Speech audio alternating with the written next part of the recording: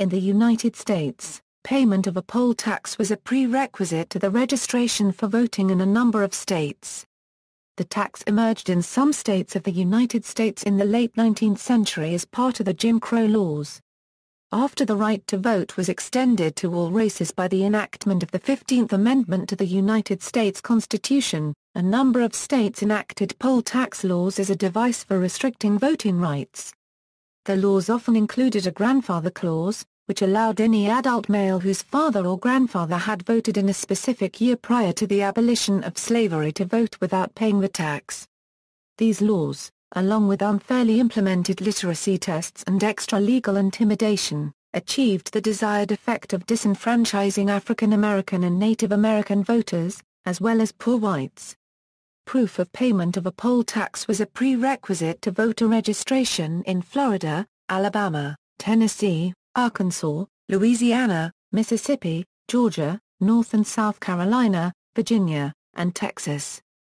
The Texas poll tax required otherwise eligible voters to pay between $1.50 and $1.75 to register to vote, a lot of money at the time, and a big barrier to the working classes and poor. Georgia created a cumulative poll tax requirement in 1877. Men of any race 21 to 60 years of age had to pay a sum of money for every year from the time they had turned 21, or from the time that the law took effect. The poll tax requirements applied to whites as well as blacks, and also adversely affected poor citizens. The laws that allowed the poll tax did not specify a certain group of people. This meant that white women could also be discriminated against when they went to vote.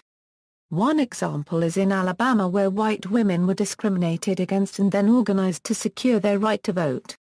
One group of women that did this was Women's Joint Legislative Council of Alabama. Discrimination on voting extended further than white women as well. African Americans and African American women faced discrimination as well. African American women also organized in groups against being denied voting rights. One African American woman sued the county with the help of the NAACP. She sued for her right to vote as she was stopped from even registering to vote. As a result of her suing the county, the mailman did not deliver her mail for quite some time. Many states required payment of the tax at a time separate from the election, and then required voters to bring receipts with them to the polls. If they could not locate such receipts, they could not vote. In addition, many states surrounded registration and voting with complex record-keeping requirements. These were particularly difficult for sharecropper and tenant farmers to comply with, as they moved frequently. The poll tax was sometimes used alone or together with a literacy qualification. In a kind of grandfather clause, North Carolina in 1900 exempted from the poll tax those men entitled to vote as of January 1, 1867. This excluded all blacks, who did not then have suffrage. Although largely associated with states of the former Confederacy, poll taxes were also in place in some northern and western states.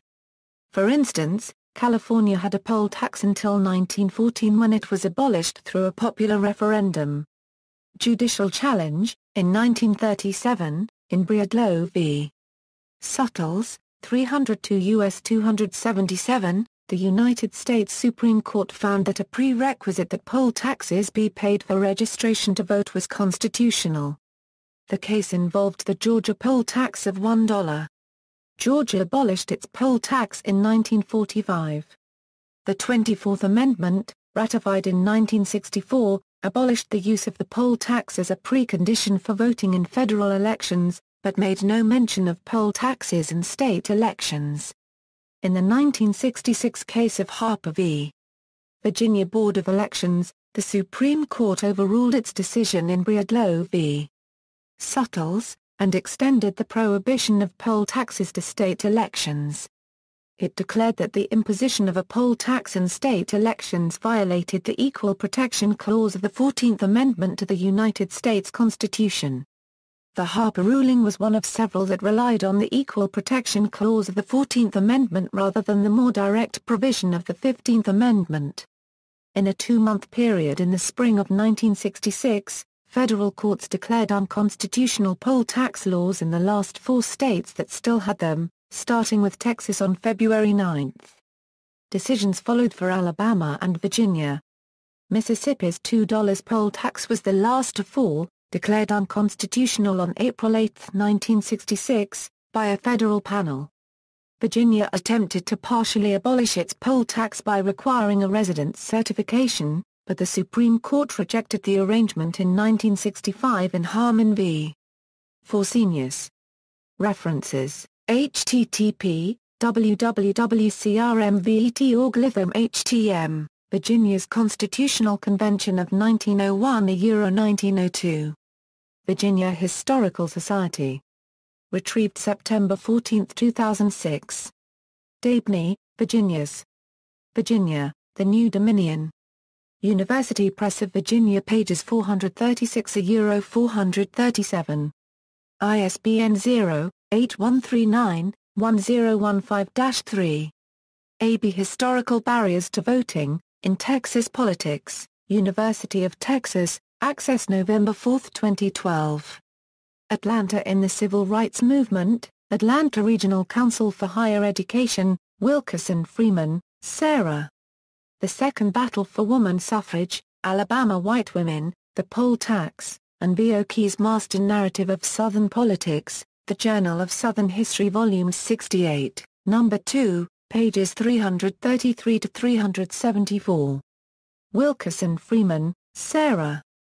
The Second Battle for Woman Suffrage, Alabama White Women, The Poll Tax, and B. O'Keefe's Marston Narrative of Southern Politics, The Journal of Southern History Volume 68, No. 2, p. 351.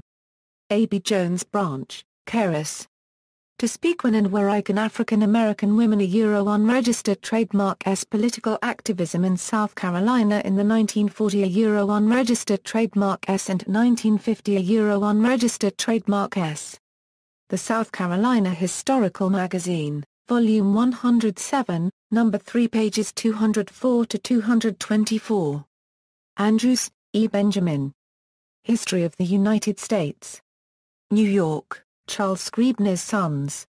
Richard H. Pildes, Democracy, Anti-Democracy, and the Canon, 2000, pages 12 and 27. Accessed March 10, 2008, Novotny, Patrick.